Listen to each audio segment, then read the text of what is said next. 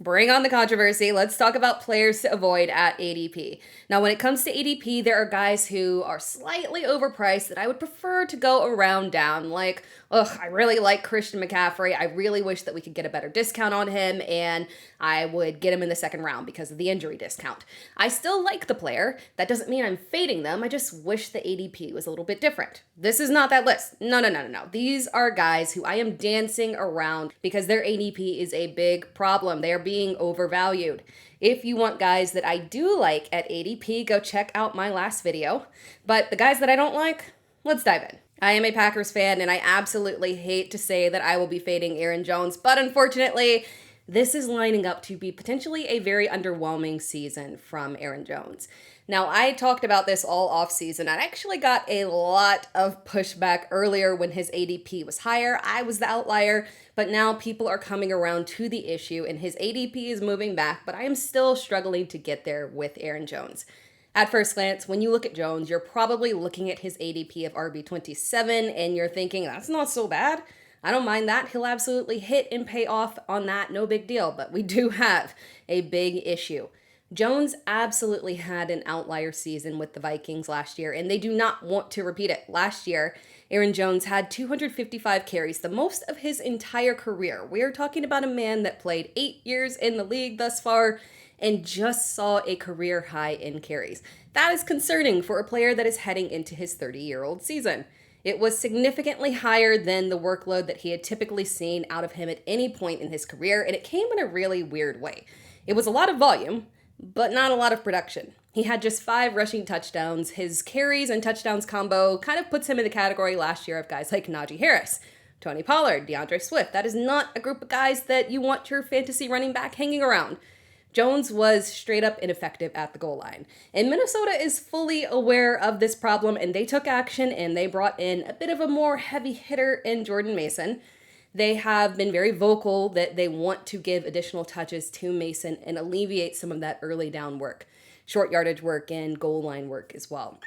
With volume not on the ground, Jones will be dependent on volume through the air. When you have Justin Jefferson, Jordan Addison, and TJ Hawkinson, the upside is just going to be naturally limited.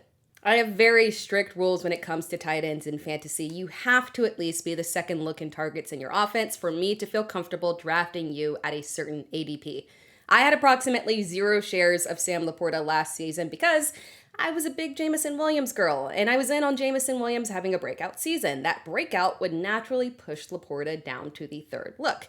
And now in 2024, it wasn't a disaster. It was a fine season, just not fine for where we were drafting him. The gap between Bowers, McBride, and Kittle and everyone else is so significant. And when we're looking at ADP right now, he sits at the very top of the next tier behind those guys without enough of a discount. The move to an ADP of tight end 4 is good, but you have to look at his overall ADP to really understand what the problem is. He is being drafted around guys like DK Metcalf, Cortland Sutton, Devontae Smith, Xavier Worthy, plus high upside running backs that can realistically become the RB1 of their team and dominate as the season goes on and be the 1A in their backfield, like Travion Henderson and RJ Harvey. LaPorta is my tight end 4. I don't disagree with the ranking. I disagree with drafting him at value when you can likely get the same type of production out of guys being drafted much later. I'm also concerned that LaPorta's production might get even more inconsistent this season. We know the Lions are trying to push more towards Gibbs, and we also know that the Lions have been desperately seeking a reliable wide receiver 3, and Isaac Tesla has been showing out and looking like he can lock that spot down this year. Now, before I tear apart DeAndre Swift, I'm kidding, it's not going to be that bad, but before I do anything, I will say that we cannot judge him based on last year. Chicago's offensive line was terrible, and they went out and they prioritized upgrading it. The offensive strategy was a mess. They fixed that with Ben Johnson.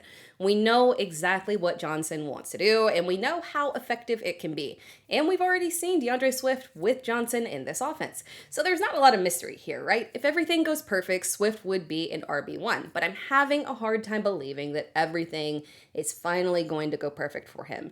We are asking for him to be the Jahmyr Gibbs of this offense, and that's kind of problematic because he was already replaced by Jahmyr Gibbs because he was, in fact, not Jahmyr Gibbs. At first glance, you might find Swift's ADP of RB24 to be intriguing.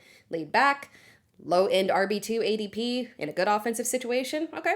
Swift will start the season as the lead back, but I am concerned that he does not actually retain it throughout the season because Chicago has real depth at running back. Roschon Johnson has had a strong training camp, alongside rookie Kyle Monangai as well. Both backs offer 3-down back capability, and they are expected to be used at the goal line. I'm concerned that Swift will not get enough touchdown opportunities on the ground in an offense that, when it gets into the red zone, will look at literally one of its 5 big red zone targets through the air. Additionally, Ben Johnson has extensive knowledge of DeAndre Swift. Again, there is no mystery. There's no give it some time here. If Swift doesn't give the output that Johnson is looking for, he will be less forgiving and quicker to move on. James Conner's stats from 2024 were just fine, just under 1,100 yards, 47 receptions, 14.4 average fantasy points per game and half PPR, the overall RB 14. There weren't really any signs of regression last year. His game, in terms of rushing stats, they were down like a little bit per game, but nothing dramatic. His receiving work actually took an upturn compared to the prior year. Solid finish for a guy who has consistently been undervalued. So why am I uncomfortable with the ADP for a guy that has literally always paid off at his ADP? News out of Arizona is very clear. They do intend to give Trey Benson more touches, and that is likely natural attrition there. Conner said it, the staff has said it. Now, the staff is clear that this is not a replacement. Conner is still the lead back. This is not a job-snatching situation, but we are talking about a 30-year-old back with verbal indication that they are going to be increasing opportunities for his clear heir apparent. This wouldn't be such a major issue if we didn't have an ADP problem. I want a little bit more of a discount. Like, let's put it this way. There is about a half-round difference between Alvin Kamara and James Conner. That doesn't make a lot of sense. This is one of those situations where we get to the end of the year and his average in fantasy points is going to be 11 fantasy points per game, and we're going to look back and say, dang, I should have seen that coming. This one is short and sweet. Well, technically not sweet for fantasy managers. We were actually put into the worst case scenario with Rashee Rice. We have been jerked around on this one. The NFL says that their disciplinary hearing is not going to happen until September 30th, meaning that he will be eligible for the first 4 weeks of the season. And we are drafting with zero clue of what will happen after that. We are drafting blind here. The expectation in general is that it's going to be between 4 to 6 games, but that is an assumption. That is not a guarantee. If he gets 6 games and that immediately takes place after the hearing, he would return in week 12 because of the Chiefs' bye. That puts you in a scenario where you are carrying an unusable asset throughout the heart of the season and the heart of bye weeks as well. You'll be placed in a bad scenario. And the most likely scenario here is that Rice burns a hole in your roster because there is no way that you're dropping him, and you can't trade him because that would be a loss. And as he burns a hole in your roster, that pushes you to drop actual usable assets. By the time you get him, you might actually be out of playoff contention. Thank you so much for tuning in. If you enjoyed this video, be sure to like the video and subscribe to my channel. You can find me across all social media platforms at It's Sarah Time. So make sure that you are tuned in and subscribe because I will be bringing you more fantasy football advice all season long.